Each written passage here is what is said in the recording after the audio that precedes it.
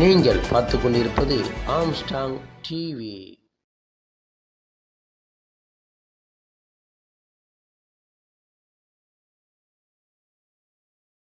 ஆட்சிக்கு வந்தால் உடனடியாக உங்களுடைய கோரிக்கைகளை தீர்த்து வைப்போம் என்று சொன்னார்கள்.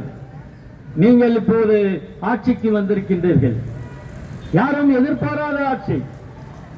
மிக குறுகிய காலத்திலே ஒரு கட்சியை தினமும் ஒரு 5 கோடி மக்கள் பார்க்கக்கூடிய வகையிலே சோசியல் மீடியாக்கள் மூலமாக தாவேக்காவுடைய பல்வேறு விஷயங்களை சோசியல் மீடியாக்கள் மூலமாகவே பரப்பி ஒரு புதிய ஆட்சி அமைந்திருக்கிறது என்று சொன்னால் உண்மையிலே மிகப்பெரிய ஆச்சரியத்தை ஏற்படுத்தி இருக்கின்றது.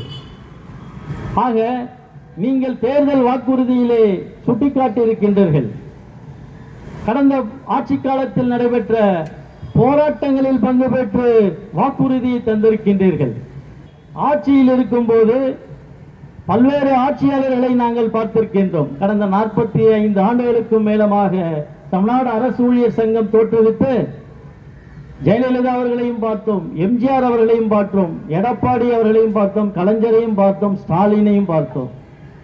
எல்லோரிடமும் எங்களுக்கு மிகப்பெரிய அனுபவம் என்பது இருக்கின்றது. அந்த போராட்டங்களில் பங்கு பெற்று அந்த போராட்டத்தை வாழ்த்தி பேசி உங்களுடைய கோரிக்கை நியாயமான கோரிக்கை, உங்களுடைய கோரிக்கை நியாயமான கோரிக்கை, நாங்கள் ஆட்சிக்கு வந்தால் நிச்சயமாக நிறைவேற்றுவோம் என்று சொல்லுவார்கள். ஆனால் ஆட்சிக்கு வந்த பின்பு 5 ஆண்டுகளும் அப்படியே கிடப்பில் போடப்பட்ட வரலாறு என்பது தமிழ்நாடு அரசு ஊழியர் சங்கத்துக்கு நன்கு தெரியும்.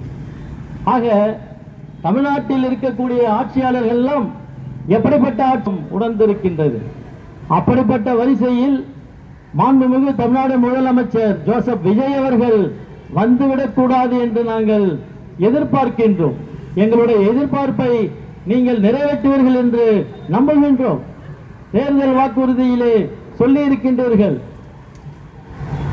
5 ஆண்டுகளுக்கு மேல் தற்காலிகமாக பணிபுரியக்கூடிய ஊழியர்களை நிரந்தரப்படுத்துவேன் என்று சொல்லியிருக்கின்றீர்கள். ஆக ஒவ்வொரு துறையாக நீங்கள் பட்டியலிட்டு நீங்கள் சொன்ன வாக்குறுதியை நிறைவேற்ற வேண்டும். இந்த ஊரக வாழ்வாதார இயக்கத்தில் பணிபுரியக்கூடிய உங்களை அனைவரையும் நிரந்தரப்படுத்த வேண்டிய கடமையும் பொறுப்பும் மாண்பு நிச்சயமாக செய்வார்கள் என்று நம்புகின்றோம். நடத்த வேண்டிய அவசியம் நிச்சயமாக உண்டு. சத்துணவு ஊழியர்கள் 40 ஆண்டுகளுக்கு மேலாக தொடர்ச்சியான போராட்டங்களை நடத்தியிருக்கின்றார்கள். ஆனாலும் கூட ஆட்சியாளர்கள் தொடர்ச்சியாக அவர்களை ஏமாற்றி இருக்கின்றார்கள். லட்சக்கணக்கான ஊழியர்களிடம் உழைப்பை ஒட்ட சுரண்டு இருக்கின்றார்கள். காகிதமில்லா நடைமுறையை கடந்த 15 ஆண்டுகளுக்கு முன்பாக அமல்படுத்தினார்கள். கணினி மயமாக்கப்பட்டது அலுவலகங்களில்.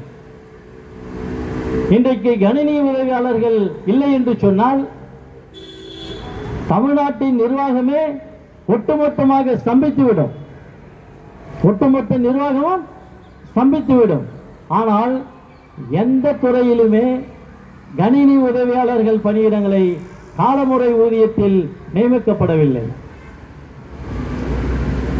ஒரு காலமுறை ஊதியத்தில் நியமனம் செய்யக்கூடிய ஊதியம் பெறுகின்ற அந்த ஊழியர்களை காட்டிலும் கணினி உதவியாளர்கள் கூடுதலான நேரத்தை இந்த அரசுக்காக செலவிடுகின்றார்கள், மக்களுக்கு நலனுக்காக செலவிடுகின்றார்கள்.